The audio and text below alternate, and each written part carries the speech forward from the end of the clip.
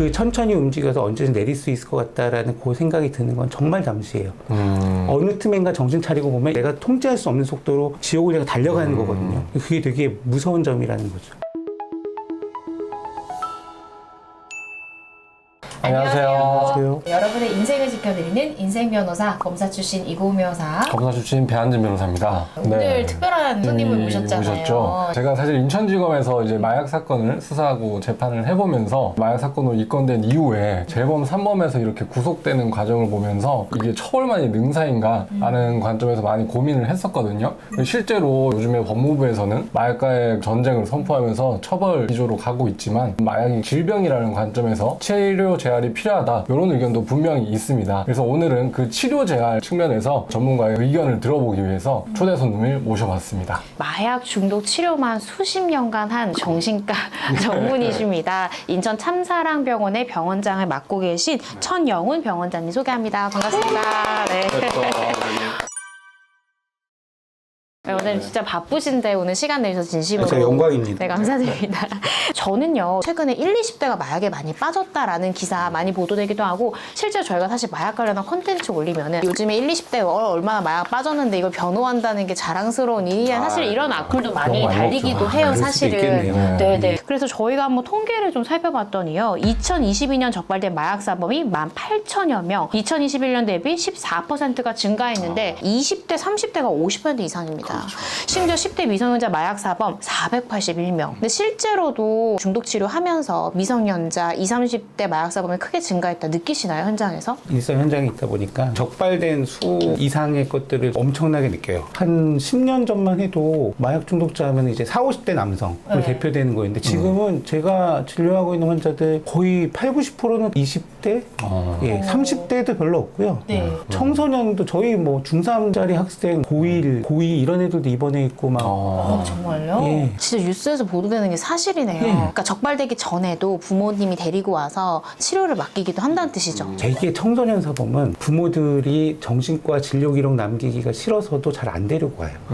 근데 입원까지 할 수밖에 없었다는 건 뭐냐면 호기심에서 조금 해서 오는 애들이 아니라 이미 이제 병의 진행이 많이 된 애들이 결국은 입원을 하는 단계까지 오는 거죠. 네. 저희 사무실에 찾아오시는 분들도 봐도 거의 뭐 20대, 30대가 주를 이루고 그 중에서는 사실 이제 클럽 마약이라고 하는 케타민이나 MDMA에 대해서는 좀 거부감이 엄청 없어요. 진짜로 경각심이 거의 없어서 그냥 파티할 때 먹는 즐거워지는 약 정도로 많이 하니까. 한 5, 6년 전만 해도 저희가 이제 히스토리 테이킹이라고 해서 처음 딱 오면은 무슨 약 했니 쭉 적잖아요. 그러면 대부분이 히로뽕이고 전에 해봤어 봐야 뭐 대마초 정도? 근데 지금은 안 적어요. 왜냐면 안 해본 게 없어요. 다 하고 와요. 맞습니다. 저희가 이제 멀티드럭 유저라고 하는데 세상이 이렇게 바뀌어가지고 그냥 시리즈처럼 주주주 나오는데 뭐 안 해본 게 없죠.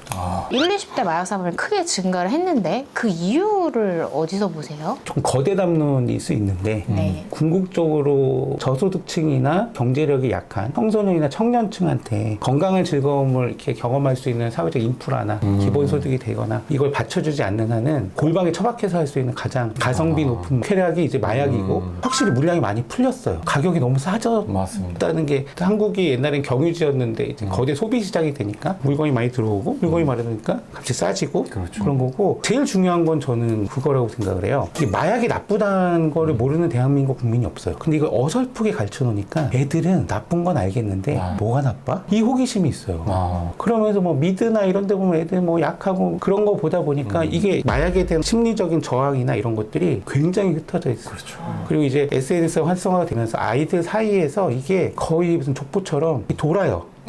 심지어는 불법 마약을 못 구했을 때는 병원에 가가지고 어떤 증상을 어떻게 이야기를 해서 특정 상표에 어떤 약을 먹으면은 뭐 히로뽕을 안 했을 때 그거랑 비슷한 걸 하고 뭐 빠서 코로 하면은 이것까지 애들이 빠삭하다 보니까 이게 계속 번지고 있는 거죠. 맞습니다. 실제로 뭐 텔레그램 마약방을 보면 클로폰의 1g당 시가가 작년엔 70만 원이었는데 올해 이제 40만 원으로 떨어졌고 굉장히 물량이 많이 풀린 거죠. 근데 저는 궁금한 게 어린 나이에 마약을 했을 경우에 몸에 미치는 영향 큰가요? 저 맨날 그 얘기를 하는데 특히 히로뽕 같은 약물들은 이제 220V짜리 노트북이면 콘센트를 220 꽂아야 되는데 100만 V에다 꽂는 거나 마찬가지거든요.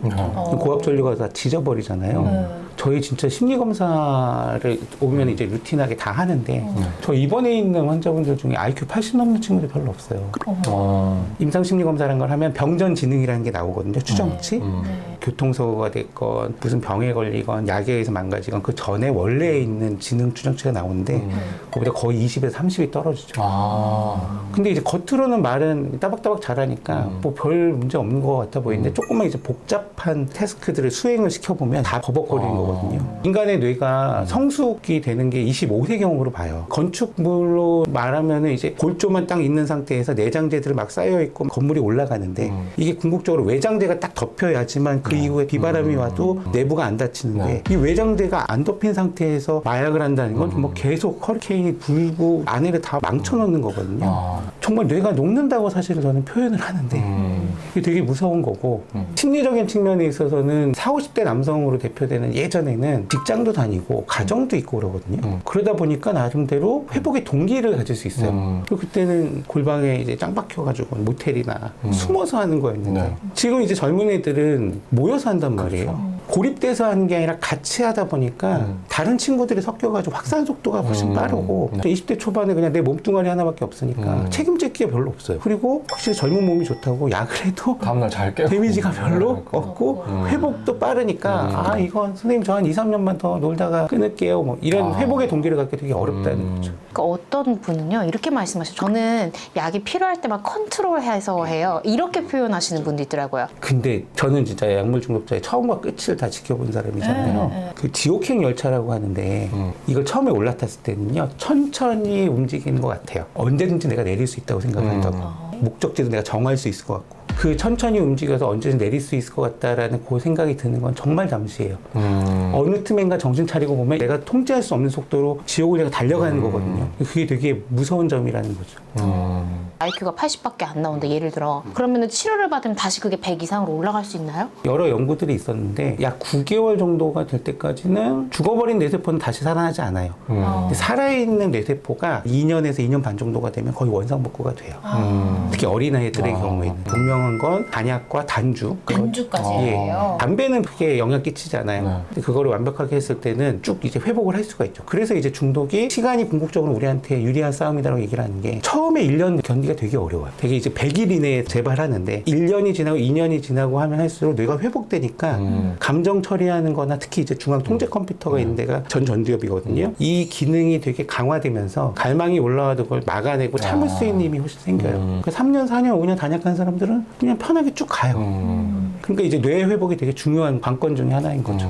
10대들은 부모님이 정신과 전력을 남기기를 원치 않는단 말이에요. 어떻게 될지 모르니까. 그럴 때는 어떻게 하는 게 좋을지를 한번 원장님께서 말씀해 주시면 좋을 것 같아요. 10대 마약 사범 가족들에게. 일단은 부모님 자체도 나이를 잘 몰라요. 맞아요. 그냥 뭐 할 수도 있는 거 아니야? 그럼 나중에 끊으면 되지? 라고 생각을 하는 것처럼 근데 이 필로폰이 얼마나 악마 같은 약물인지에 대해 잘 모르시거든요. 부모들 자체가 마약이 어떤 건지에 대해서 조금 찾아보셔야 돼요. 찾아보셔야 되는 거고 두 번째는 치료적 개입이 얼마나 빨리 이루어지는가가 관건이기 때문에 정신과를 빨리 데려오는 게 중요해요.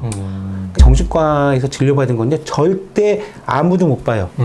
이거는 공무원을 하건 의사가 되건 뭘 하건 전혀 그거는 기록이 남지 않기 때문에 정말 걱정 안 하셔도 된다는 거죠. 우리 애가 설마 마약을 할까라는 생각을 갖고 계시는데 조금 잘 보셔야 돼요. 그러니까 애가 각성제 계통하면은 잠 안 자고 막 돌아다니고 활동도 많아지고 막 이런 게 있거나 아니면 너무 애가 요새 처져가지고는 나오지도 않고 방에서 막 그런 것도 좀 보셔야 되는 거고 그런 처방받은 약물의 남용도 되게 많기 때문에 방 청소를 하거나 이런 거 할 때 주사기나 빨대 같은 거, 은박지 이런 것들이 사실은 증거물처럼 있을 수 있거든요.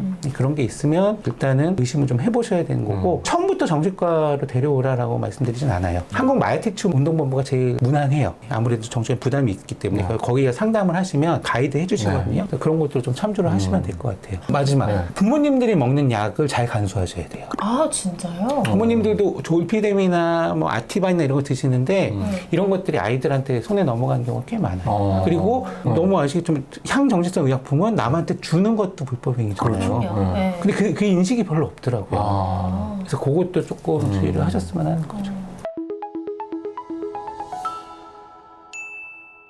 오늘 저희 천 원장님 모시고 좋은 말씀 많이 들어봤는데요. 이 영상 보시는 분들한테 많은 도움, 저도 도움 받았으니까. 저도 정말 많이 예. 받았어요. 오늘 바쁘신 와중에 시간 내주셨던 원장님께 너무 감사드립니다. 감사합니다, 원장님. 네.